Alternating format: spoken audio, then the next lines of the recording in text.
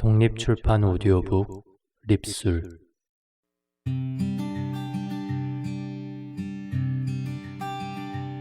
오인의 라이프 스토리.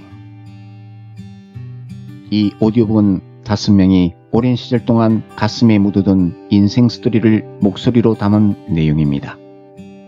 특별히 노원 50플러스 센터에서 이세훈 강사가 진행한 자서전쓰기부터 오디오북까지 1인 출판이라는 6주 강좌를 듣고 오디오북 공동 출판까지 이르게 되었습니다.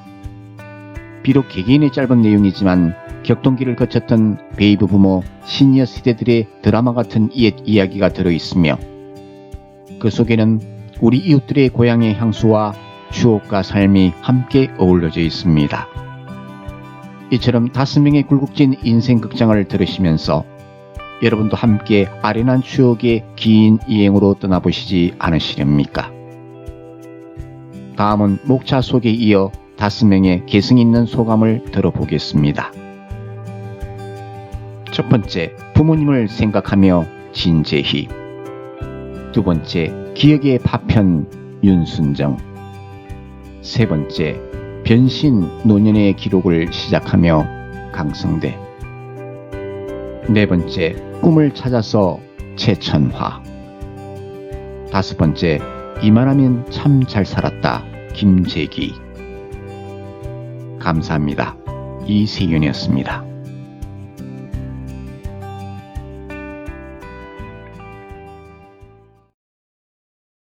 부모님을 생각하며 진재희. 아버지가 돌아가신 지 벌써 14년이다. 지금은 어머니만 살아계신다. 아직도 어머니와 이야기할 때면 어머니보다는 엄마라고 부른다. 92세인 어머니를 엄마라고 부를 때 포근함을 느낀다. 지나간 일들이 떠오른다. 몇십 년 전 1월 대학 본고사를 치르러 가던 전날 밤에 폭설이 내렸다. 사당동에 살았던 나는 신촌에 있는 대학으로 가기 위해 버스를 타야 했다. 눈이 많이 내려 걱정하는 엄마는 나를 따라 집을 나섰다. 대학 시험 보러 가는 나를 버스 종료장까지 배웅하려 했던 것이다. 버스 종점까지 온 엄마는 이제 집으로 돌아가면 될 터인데 눈이 계속 내려 염려가 되었던 모양이다. 그냥 나를 따라 버스를 타고 함께 학교로 가신 것이다. 버스 번호는 지금도 기억한다. 88번. 보통 1시간이면 도착인데 그날은 눈이 많이 오고 길이 미끄러워 거의 2시간이나 걸렸다. 시험이 10시부터 시작이라 가까스로 제 시간에 맞추어 학교에 도착했다. 첫 시간이 국어 시험이었는데 시험이 어려웠다고 기억한다. 시험 끝나는 종이 울렸지만 나는 연필을 놓지 않고 작문을 마무리하려 했던 것 같다. 갑자기 감독관이 와서 내 시험지를 빼앗아 갔다. 나는 깜짝 놀랐다. 시험지를 찢는 줄 알았는데 다행히 그러지는 않았다. 나중에 알고 보니 그 감독관이 유명한 국문학자였다. 첫 시험이 끝나고 가슴을 추스리고 있는데 엄마가 놀란 표정으로 교실에 들어오셨다. 난 학교에 무사히 도착했고 시험이 시작되었으니 엄마는 그냥 갔다고 생각했는데 계속 추운 교정에 머물러 계셨던 모양이다. 자식을 걱정하는 마음이었겠다. 나는 그때 부모님 마음을 잘 몰랐다. 지금에야 부모님의 염려를 알 것 같다. 괜찮다고 엄마를 이해시킨 뒤 계속 시험에 임했다. 영어와 수학은 무난했다. 결국 입시 당일 엄마와 함께 학교에 갔다가 같이 집으로 돌아온 셈이다. 본고사 치른 뒤 합격자 발표하는 날까지는 보름 정도 걸렸다.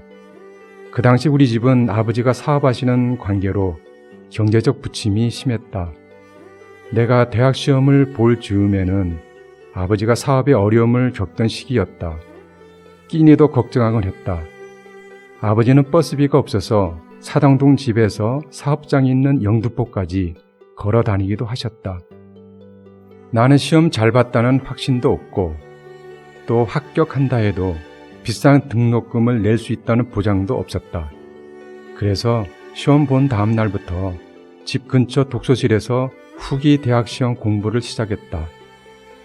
야간 대학에 가겠다고 마음먹었다.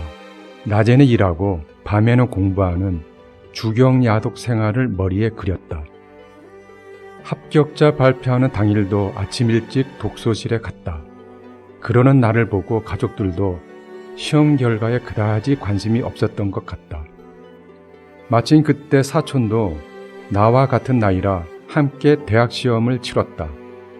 사촌은 안암동에 있는 학교에 지원했는데 같은 날에 합격자 발표를 했다. 고모가 당신 아들이 합격한 것을 확인하고 기쁜 나머지 아버지께 합격 소식을 알렸다. 아버지는 조카의 합격 사실을 듣고 축하한다는 말을 전했지만 고모에게 그리 살갑게 대하지는 않았을 거다. 내 결과는 몰랐기 때문이다. 고모는 아버지의 이런 마음을 느끼고 전화를 끊은 뒤 내 입시 결과를 직접 알아보셨다. 그리고 결과를 아버지께 알려주었다. 오빠 축하해요. 제2 합격했어요. 사업도 어렵고 내 입시 결과도 불확실하여 의기소침해 있던 아버지가 이 소식을 듣자마자 매우 기뻐하셨던 것 같다. 그 기쁜 소식을 우리에게 바로 알려주면 좋으련만 그 당시 집에 전화가 없어서 그 사실을 알려줄 수가 없어 안타까워하셨다. 저녁 무렵 독서실에서 돌아와 집에서 쉬고 있는데 갑자기 밖에서 우렁찬 아버지의 음성이 들려왔다. 제이야, 이리 나와라. 옷 맞추러 가자. 가족들은 깜짝 놀랐다.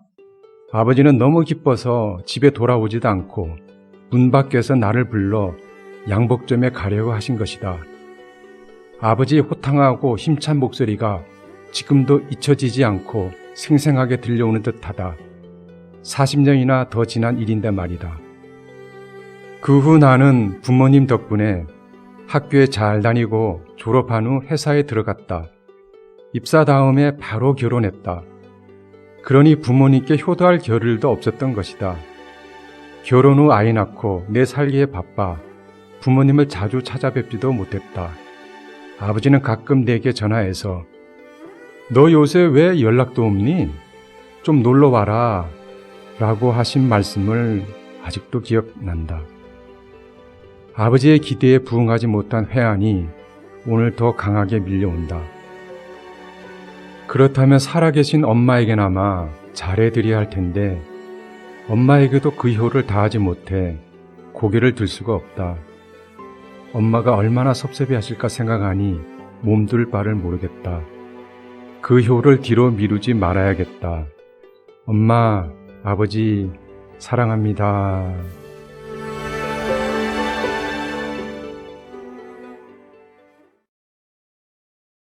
기억의 파편 윤순정. 내 기억은 어디서부터일까? 가끔 생각해 보는데 내가 정말 어렸을 때 정확히는 언제서부터 기억하는지는 모른다. 다만 내가 기억하는 건 내 동생이 4살이었으니 나는 6살. 눈보라가 치고 추운 겨울에 동생을 잃어버렸다. 밭에 가신 엄마를 찾아갔다가 산으로 가버렸다. 동생은 음력으로 12월생이라 실제로는 2돌도 되지 않아서 대소변을 제대로 못 가려 밑이 갈라진 무명옷을 입고 있었다. 보통 후 경우라면 동사였을 텐데 다행히도 다음 날 정오 무렵에 산에서 아이를 찾았다. 동네분이 동생을 찾아서 집에 안고 왔을 때 동생은 하얀 거품을 입에 머금은 채로 축 처져 있었다. 살아있다는 게 기적이라고 했다. 그날의 그 바람소리, 눈보라를 기억한다. 온 동네 분들이 밤새워 횃불을 들고 찾으러 다녔고 증조 할머니가 계실 때인데 당신 가슴을 찢으시면서 울부짖으셨다. 그날의 증조 할머니의 울부짖음을 기억한다. 얼굴 모습은 아무리 기억을 해보려 해도 기억이 나지 않는다. 어떤 상황에 기억이 이렇게 분리된다는 게 있을 수 있나 싶다. 우리 엄마는 당신보다 항상 다른 사람들이 먼저이고 한마디로 희생이 전부였던 삶을 사셨다. 내 어려서 한 끼 식구가 15 정도는 됐다. 3대가 사는 우리 식구와 머슴, 집에 들러오는 동네 분들, 항상 많은 밥을 하고 한 끼 해결하려면 상을 몇 개씩 차리고 명절이면 할아버지 형제 3가족이 모여 50명은 밥을 먹었던 그런 집이었다. 요즘 들어서 나는 돌아가신 아버지 어머니가 유독 그리워지고 보고 싶다. 세상에서 가장 가여운 인생을 살다 가신 엄마. 그런데 난 엄마가 투병 중에 왜 그렇게 무심했을까? 고향에 있는 두 오빠 언니가 있어서 그랬을까? 아니면 내가 너무나 힘겨운 시간을 보내고 있어서 그랬을까? 그래서인지 지금도 엄마 생각하면 미안한 마음에 눈물이 난다. 반면에 아버지는 돌아가신 순간에도 나를 어려워했던 것 같다. 난 아버지를 많이 미워했다. 미워하고 원망하는 마음은 있지만 마지막 가시는 길은 내가 모셨다. 마지막 모습이 20년이 된 지금도 선명하게 떠오른다. 서울에서 검진하기 위해 서울역에 오시는 아버지를 모시러 갔을 때 아버지의 모습, 인물도 좋고 멋진 양복에 중절모를 쓰시고 지팡이를 짚으신 그 모습, 그런 분이 폐암 말기에 골수까지 전이가 돼서 아무 치료도 못하고 입원하신 지 42일 만에 돌아가셨다. 병원에 계실 때의 모습. 나는 아버지를 미워하지만 아이러니하게도 아버지를 가장 많이 닮았단다. 나는 8남매의 5번째로 태어났다. 위로 언니 2, 오빠 2, 아래로 남동생 2, 여동생 1. 자매들과는 나이 차이가 작은 언니와 8살, 막내 여동생과는 9살, 남자 형제들과는 1~2살 차이로 사이에 끼어서 유난히 차별을 당한 것 같다. 아버지는 당신이 양심이 곧아서 사남 사녀를 두셨다고 하셨다. 아들만 있는 사람은 욕심이 많아서 그렇다고. 아마 이런 말씀을 하시는 건 남아선호 사상이 있어서 그런 말씀을 하셨던 것 같다. 아버지는 외아들로 지독히 이기적이면서 효자셨다. 나 어렸을 때 우리 집은 50호가 되는 꽤 큰 마을 센터에 자리 잡은 문간체가 있는 그런 집이었다. 가난했던 그 시절 농사를 도와주는 모습이 한 번 있었으니 꽤 부잣집에 속했고 선비 집안의 마을 유지였다. 내가 기억하는 할아버지는 우리가 다니는 초등학교를 할아버지가 세우셨다고 할 만큼 많은 일을 하셨고 학교에서는 누구 손자 손녀로 통했다. 할아버지는 위장이 좋지 않으셔서 항상 소식하셨고 1년에 한겨울을 제외하고는 낚시로 소일을 하셨다. 할아버지 형제 5남매 중 작은 할아버지 2분도 한 마을에 살았다. 가운데 할아버지는 마을 위쪽에, 막둥이 할아버지는 마을 아래쪽에 해남윤씨 자자일촌이었다. 우리 할아버지는 슬하에 3남매를 두셨지만 두 할아버지는 8남매, 7남매를 두셨는데 큰집과 달리 형편이 아주 좋지 않아 항상 오촌들이 배가 고프면 큰집에 와서 밥을 먹어 우리 엄마가 많이 굶으셨다고 한다. 이건 엄마가 돌아가셨을 때 오촌 당숙이 하신 말씀이다. 그래서인지 오촌 당숙과 고모들이 한 분도 안 빠지고 다 오셨다. 내가 기억하는 아버지는 별난 깡패도 아버지 앞에서는 무릎을 꿇었다고 하는 천하를 호령할 만큼 무서운 분이셨는데 나는 그런 아버지한테도 부당하면 부당하다고 하는 그런 아이였다. 할머니와 아버지가 엄마에게 부당하게 할 때면 대들고 항의했다. 언젠가 큰오빠가 내게 그런 말을 하였다. 유일하게 아버지한테 정면으로 의사표현을 하는 아이는 8남매 중에 너밖에 없었다고. 지독히 효자였던 아버지는 항상 할아버지가 원하시는 건 무슨 일이 있어도 광주까지 가셔서 사오셨다. 그런 장면이 유난히 또렷하게 기억을 하는 건 그 중에 내 것은 없어서일 거라 생각이 된다. 그 시절 마을에서 라디오도 제일 먼저, 무엇이든 제일 먼저 사오시는 요즘 말로 얼리 아답터이셨던 아버지. 그런 아버지가 자식, 그것도 딸들 교육은 나몰라라 했다. 그 이유는 할머니가 작은 집은 아들도 공부를 못 시키는데 우리는 딸들을 학교에 보낼 수 없다고 하셨단다. 아버지와 나의 갈등과 절대 무관하지 않는 이유였다. 우리 집보다 어려운 형편의 집들도 다들 중학교에 가는데 학교에는 가라고 하고 돈을 주시지 않았다. 차라리 학교에 가지 말라고 했으면 덜 미워했을 텐데 가라 하고 돈을 주시지 않는다는 것이었다. 경제권을 가지고 계신 아버지는 엄마가 혹시 학비 줄까 감시하셨다. 자존심이 강한 나는 그때 상처를 많이 받았다. 친구들도 내가 학교에 가지 않는 게 이상했다고 한다. 나는 독학으로 친구들보다 더 빠른 나이에 고등학교를 졸업할 수 있었다. 고등학교 졸업 후 공무원 시험을 보려고 하니 호적 나이가 2년이 늦게 돼서 나이가 안 돼서 공무원 시험을 보지 못했다. 그 후로 나는 더 아버지를 원망하게 되었다. 물론 지금의 내가 꼭 부모 책임이라고 말할 수는 없지만 중요한 시기에 암울하게 보낸 나는 무언가 사회생활에 있어서 부족함을 느낀다. 지금의 환경은 마음만 먹으면 돈 없이도 얼마든지 공부할 수 있지만 그 시절에는 그렇지 않았다. 나는 그런 아버지를 이해하기는 힘들었다. 부모님 두 분 다 암으로 돌아가셨다. 엄마는 할아버지와 할머니 사이에서, 아버지는 엄마와 할머니 사이에서 얼마나 힘드셨을까. 두 분이 돌아가시고서야 알았다. 엄마가 돌아가시고 3년 후에 아버지가 돌아가시고 3년 후 할머니가 101세에 돌아가셨다. 할머니는 당신이 하시고 싶은 대로 다 하시는 그런 분이었다. 아마 그래서 오래 사신 것 같다. 엄마 이야기를 하려니 엄마 이야기만 가지고도 책 한 권은 쓸 수 있을 것 같다. 세상에서 우리 엄마처럼 살다 가신 분이 몇이나 될까. 항상 그런 생각을 하면 더 아버지가 용서가 안 된다. 내가 다니고 있는 기술원 교수님이 첫 수업에 우리가 태어나는 건 우리의 의지와 상관없이 태어난 게 아니라고, 내가 부모를 선택했다고 생각하면 부모에 대한 원망도 미움도 없을 거라고, 내가 전생에는 편하게 살아서 이번 생은 고생하고 사는 인생을 선택했다고, 그렇게 생각하면 혹시 아버지를 이해할 수 있을까? 나는 내 아이에게 좋은 부모였을까?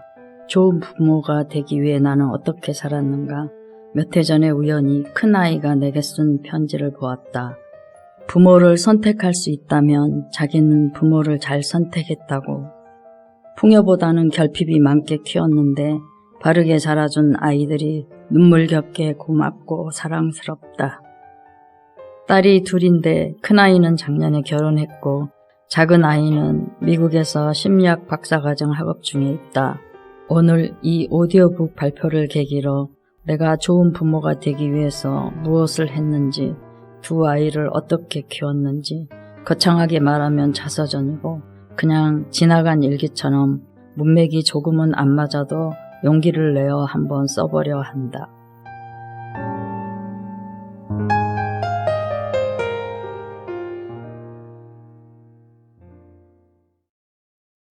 변신, 노년의 기록을 시작하며 강성대. 어느 날 갑자기 벌레가 된 사람이 있다지? 그럴 수 있을 거야. 나도 어느 날 갑자기 늙어버렸으니까. 어쩌면 내 착각인지도 모르겠어. 그렇지만 난 내가 하루아침에 갑자기 늙어버린 것 같아.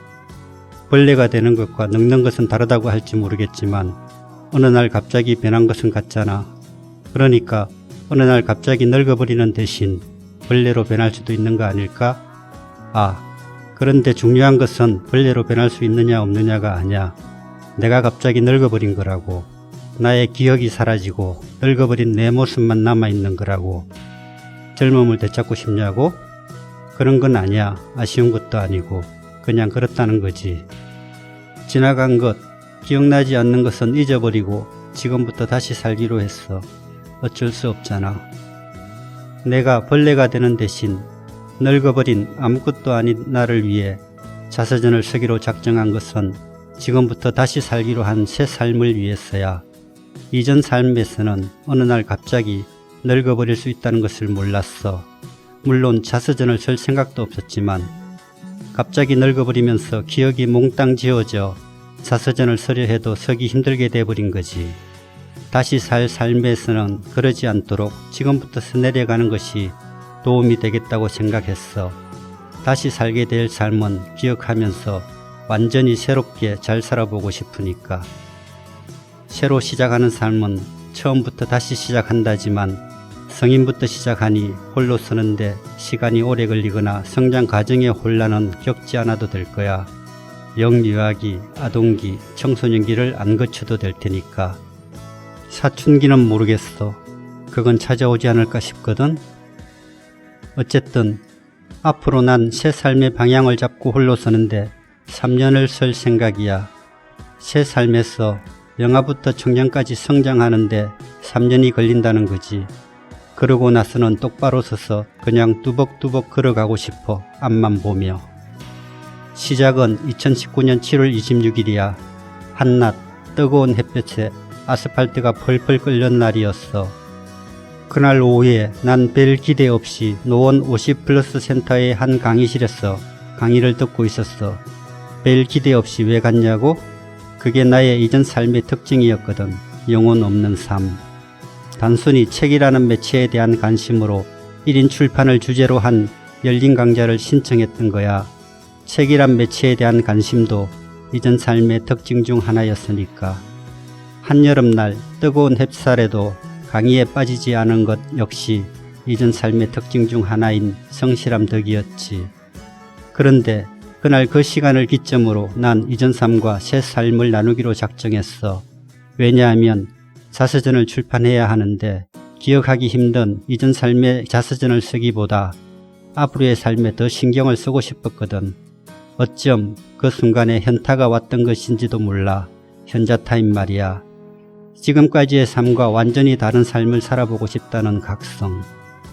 기회가 된다면 지금까지의 삶에 대해서도 기억을 더듬어 보고 싶지만 지금은 앞으로의 삶을 그려가는 것이 더 중요하다는 생각이야. 내가 살고 싶은 새 삶은 영혼이 살아있는 삶이야. 몸은 늙어서도 팔딱팔딱 뛰는 건강한 영혼이 깃들어 활기찬 삶을 사는 거야. 영혼이 살아있는 새 삶을 살기 위해 지켜야 할 몇 가지 삶의 원칙이 있어야겠어. 복잡하지 않고 균형감 있게 3가지 정도로 정하자고. 첫째, 새 삶은 밝은 태양을 견뎌야 해. 둘째, 새 몸은 가벼워야 해. 셋째, 지금 이 순간에 집중해야 해. 좋아, 일단 이렇게 정하기로 하자고. 순수하고 맑은 영혼으로 덜 소유하며 가볍게 살다가 언제 죽어도 후회하지 않게 사는 거야. 새 삶에서 이루고 싶은 것들도 작성해 보자고. 1. 자서전 쓰고 1인 출판업자 되기. 2. 독서 문화 지도사 되기. 3. 시 쓰고 시집 만들기. 4. 이런 잉태의 시간이 다 되었네. 자, 이제 우렁찬 웃음과 함께 새로 태어나 보는 거야.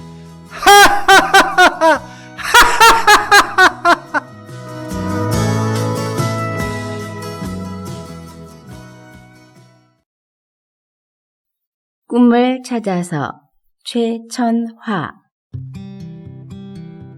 남편은 출근하고 아이들이 모두 학교에 가고 나니 피곤함이 한꺼번에 밀려왔다.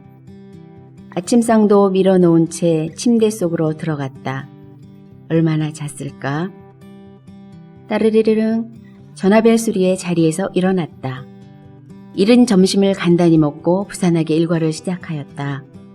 카세트에서 흘러나오는 복음성가를 들으면서 생각에 잠겼다. 불현듯 벌떡 일어나 컴퓨터를 켜고 인터넷을 뒤지기 시작하였다. 내가 갈 수 있는 대학을 찾고 있었던 것이다. 수능 점수 없이 만학도를 뽑는 대학은 많지 않았다. 누구와 상의할 것도 없이 숭의여자대학 가족복지과에 원서를 지원하였다. 우선 거리가 가깝기 때문이다. 주변에서는 모두 반대를 하였으므로 합격 소식은 아무에게도 알리지 않았다. 하나님, 나보다 나이 많은 사람이 둘만 있으면 좋겠습니다. 걱정 반 기대 반으로 첫 등교를 하였다. 가족복지과는 A, B 2반이었고 나는 B반이었다.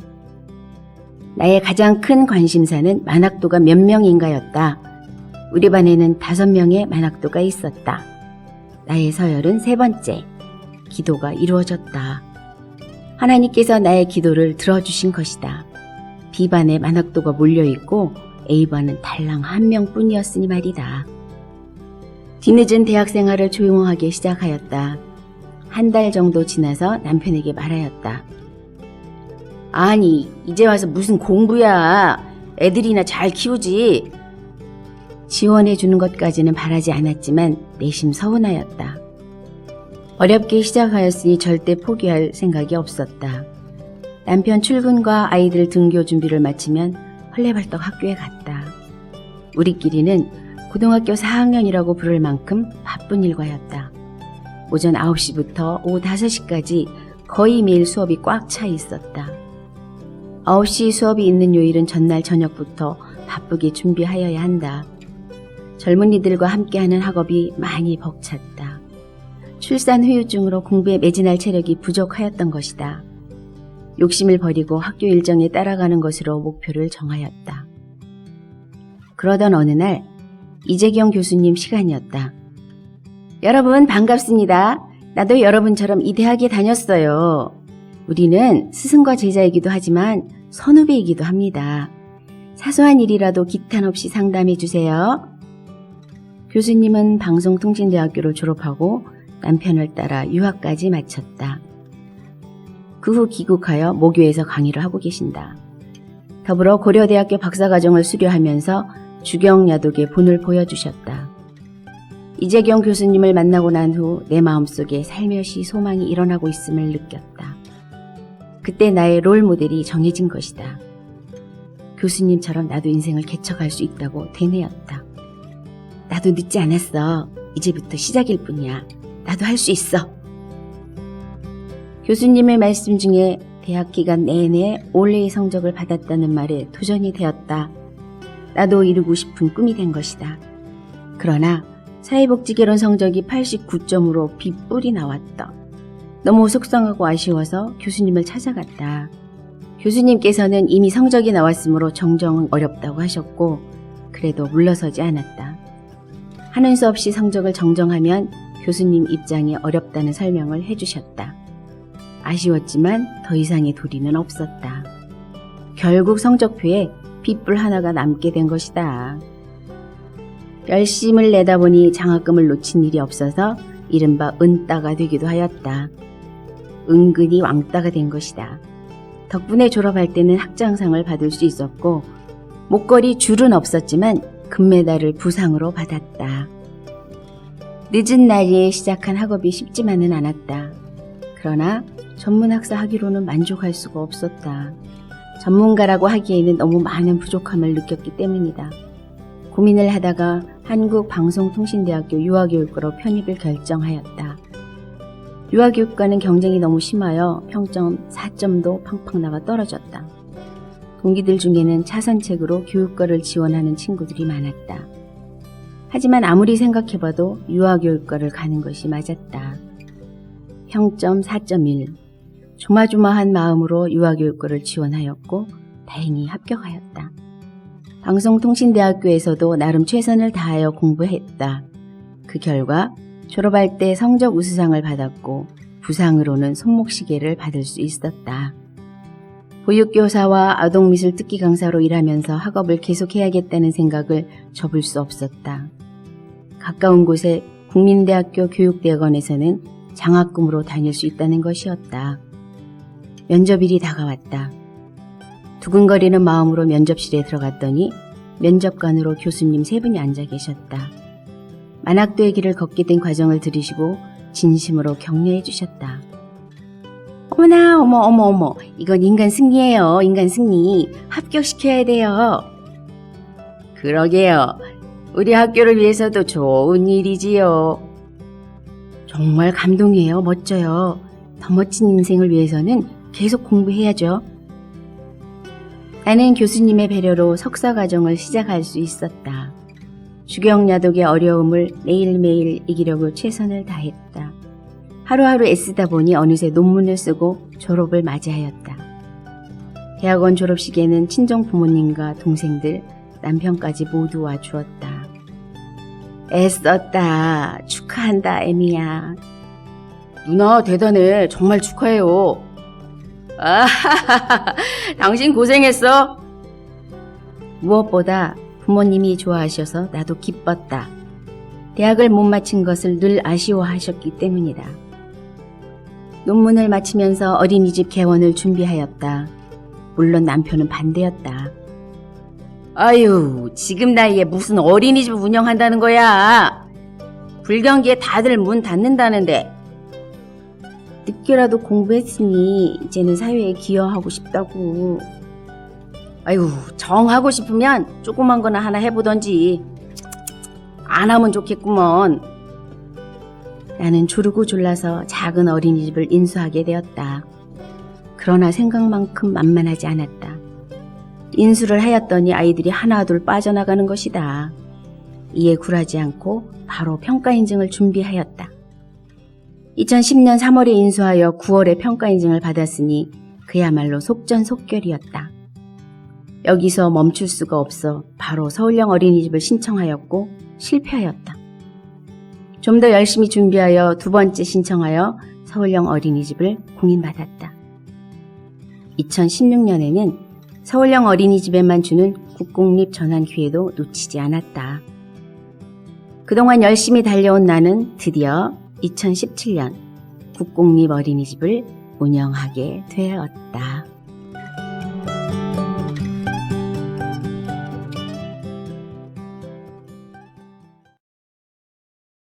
이만하면 참 잘 살았다. 김재기. 나 김재기. 너 수고 많았다. 잘 살았어. 1965년 8월 어느 깡촌에서 작은 구멍가게를 운영하는 부모님 슬하에 이남 일녀 중 맞이로 태어났다. 집성촌이었던 동네에서 또래 친구들과 술래잡기와 지불놀이, 보리싹 구워먹기 등을 하며 놀았다. 생활고에 시달리던 부모님은 내가 초등학교 2학년 겨울 방학 때 잠자는 나를 놔두고 부산으로 야반 도주를 하고 말았다. 나는 할아버지를 모시고 살던 작은 아버지 댁에서 1년 동안 눈칫밥을 먹으며 서러운 더부살이를 해야만 했다. 1년 후 부산으로 홀로 상경 중 부모님을 잃어버리는 우여곡절을 겪었지만 다행히 부모님과 만나서 부산에서의 유년 시절이 시작되었다. 산동네의 작은 단칸방에서 우리 5 식구와 장성한 삼촌 2명도 함께 살았고 다들 새벽별 보고 나갔다가 새벽별 보고 들어왔다. 집안 살림과 동생들 돌보기는 나의 몫이 되었고 거의 날마다 취백이 심한 아버지는 어머니와 우리 3남매를 폭행하기 일쑤였다. 우리 3남매는 한겨울에 옷이 홀라당 벗겨진 채 대문 밖으로 내쫓기기도 했다. 우리는 일정한 직업이 없었던 아버지를 따라 여러 번 이사를 다녀야만 했다. 중학교 3년 동안 나는 새벽 신문을 배달하고 오후에는 수군과 독자 확보에 나섰다. 그러나 부모님은 학비가 없다는 이유로 고등학교 진학을 포기하고 공장에서 기술 배울 것을 강요하셨다. 다행히 3학년 담임인 김정혜 선생님의 끈질긴 설득으로 주경 야독이 가능한 대양전자공업고등학교에 진학할 수 있었다. 첫 직장은 자전거 브레이크 케이블을 제조하는 작은 가내 공장이었고 그곳에서 반년 동안 자취 생활을 했다. 대한공고 야간반은 거친 분위기였고 싸움이 끊이질 않았다. 어떤 때는 대규모 폭동이 일어나 정투 경찰의 강제 진압을 받기도 했다. 그 와중에도 나는 공부를 잘해서 1학년 때는 학급 반정을 했고 졸업 전까지 학생 간부와 청소년 적십자단의 부단장도 역임했다. 힘들고 불규칙한 생활 덕분에 위장병이 생겼고 30대 중반에서야 겨우 치료할 수 있었다. 가장 서러웠던 것은 수학여행과 대학 진학을 포기했던 것이다. 일에 쫓겨서 3년 동안을 꽃다운 10대의 추억도 없이 팍팍한 고교 시절을 보낼 수밖에 없었던 것이 너무 아쉽고 속상했다. 졸업 후 1년 뒤인 1985년 1월 추운 겨울에 병사로 논산훈련소에 입대했다. 춥고 배고프고 졸렸던 신병훈련과 주특기 교육도 잘 이겨냈다. 이후 경기도 화성군 낭량면의 산꼭대기 방공포용부대에 배치되어 폭구 미사일 발사병으로서의 군생활을 시작했고 엄청나게 맞은 기억뿐이다. 병생활 18개월 후 차량정비 주특기의 육군 하사를 인간할 수 있었다. 직업 군인으로서의 나의 첫 근무지는 첩첩산중의 강원도 꼴짝이었다. 인제군 소재의 공병부대 덤프트럭 중대에서 전비반장으로 보직되어 파란만장한 부사관 시절을 보내게 된다. 거기서도 여전히 고참들의 행포와 병사들과의 기싸움 덕분에 나의 싸움 실력과 오기는 날로 대해갔다. 그러던 중 아버지가 대형 교통사고를 당하셨고 여동생은 고등학교를 자퇴하고 가출까지 했다. 그래서 나는 휴가만 나가면 여동생 찾아다니게 바빴고 다행히 찾을 수 있었다. 그 후 여동생은 착실히 직장 생활을 하였고 거기서 지금의 매제를 만나 잘 살고 있다. 남동생도 우여곡절을 많이 겪었지만 제 몫을 다하며 한 가정을 꾸리고 행복하게 살고 있다. 부모님은 일제강점기와 6.25 전쟁을 겪으면서 초등학교도 제대로 다니지 못했고 아버지는 평생 특별한 기술 없이 노동일을 해야만 했다. 어머니 역시 평생을 직장생활과 장사를 하셨고 늘 가정폭력의 희생자가 되었다. 어머니는 고생만 하시다가 일찍이 당뇨병이 찾아와 요양병원에서 10년 넘게 투병 생활을 하셨다. 2017년 3월 내가 해외 파병 간 지 일주일 만에 돌아가셨다. 어머니의 임종을 지키지 못했다는 죄책감이 지금도 내 마음을 아프게 한다. 아버지 역시 술과 담배로 방탕한 생활을 하시다가 5년 정도 요양병원에 입원 중에 폐암 말기 판정을 받고 올해 7월에 세상을 떠나셨다. 늘 부모를 원망하며 살았지만 우리 형제들은 나름 자식의 도리를 다했다. 지금 내가 가장 후회스럽고 마음 아픈 것은 맞이로서 동생들을 돌보지 못했다는 죄책감이다. 이로 인해 동생들 보기가 민망해서 얼굴을 제대로 들지 못한다. 1991년 2번씩이나 선을 본 지금의 아내와 약혼식과 혼인신고를 급하게 끝내고 강원도 인제군 남면의 연립주택에서 신혼살림을 시작하였다. 부사관 시절 군 이탁생으로 발탁되어 전문대와 4년제 대학을 졸업을 했다. 이 과정에서 상사로 진급도 하고 미뤘던 결혼식도 올리고 큰애 작은애도 태어났다. 늦깎이 공부라 고달팠지만 그때가 내 인생의 한근기였다고 생각된다.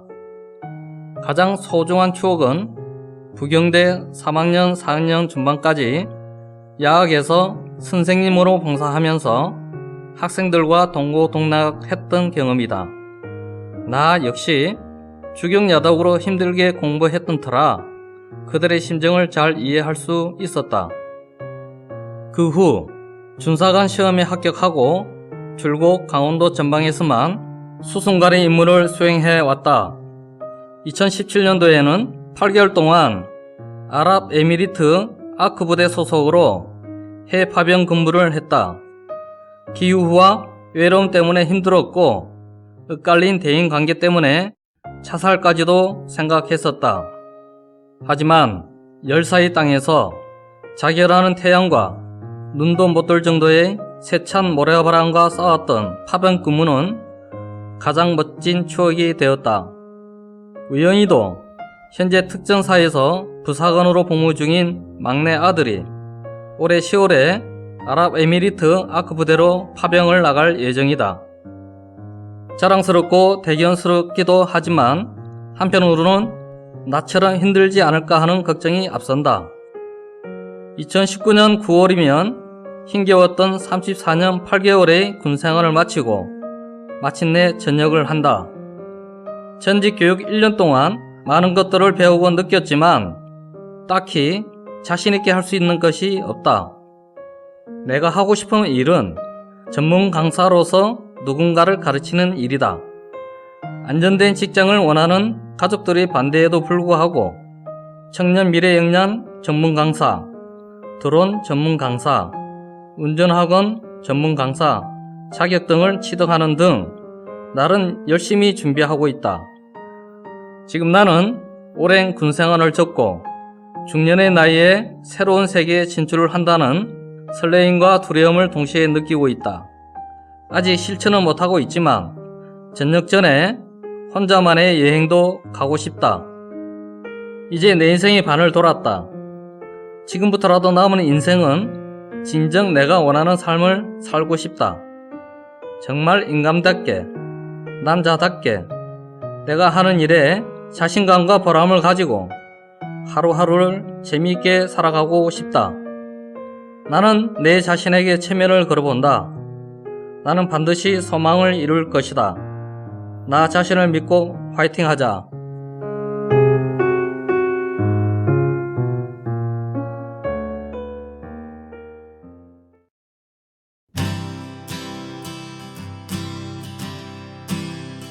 예, 제가 한 1년 반 전에 퇴직을 했는데요. 그리고 지금 제2의 인생을 살고 있습니다.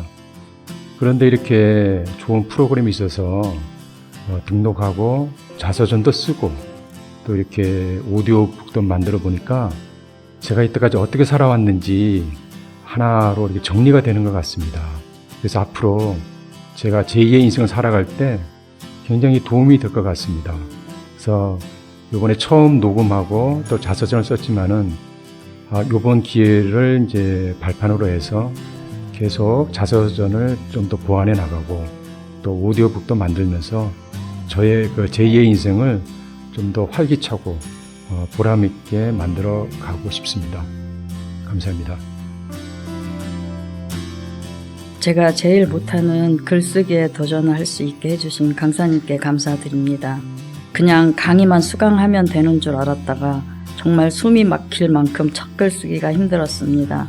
글을 컴퓨터 화면에서 읽어보는 것과 녹음을 하기 위해 출력해서 읽으면서 매끄럽지 않는 부분이 보였고 강사님이 오디오북을 제안하신 이유를 확실히 알게 되었습니다. 강사님과 여기 훌륭하신 분들과 함께 할 수 있어서 행복합니다.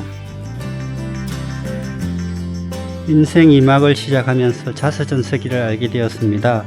지난 과거를 되짚어 보는 것도 의미있고 중요한 일이지만 인생 2막을 설계하는 중이라 새로운 삶에 대한 각오와 기대 그리고 고민을 풀어보고 싶었습니다. 그래서 노년의 기록을 시작하면서 그 과정을 담아 보았습니다. 지금 계획하는 대로 이 기록이 계속 업데이트 되기를 소망하면서 지도해 주신 이지은 선생님께 감사의 말씀을 전하고 싶습니다. 고맙습니다. 네, 열심히 살다 보니까 자신을 돌아볼 기회가 별로 없었어요. 그런데 자서전을 쓰면서 나를 돌아보는 기회가 됐고 또 새로운 계획도 생겨나게 됐어요. 그리고 오디오북이라는 걸 이제 뒤늦게 알았는데 관심은 많이 있었지만 방법도 전혀 몰랐고 뭔지 그냥 관심만 있다가 이렇게 직접 녹음을 하니까 새로운 경험, 신기함, 뭐 이런 거 어떻게 나올까 기대감 이런 것들이 있습니다. 기회가 된다면 좀 더 공부하고 싶어요. 감사합니다. 난생 처음 일기 말고 글이라는 것을 지어봤는데 자서전을 쓰면서 내 인생의 발자취와 미래를 다시 한번 깊이 생각해 보면서 스스로를 위로하고 격려하는 좋은 기회가 되었습니다. 앞으로 조금 더 발전시켜서 소설 자서전 쓰기와 수필 등에 도전해 보고 싶고 전자책과 종이책 발간도 계획해 보겠습니다. 감사합니다.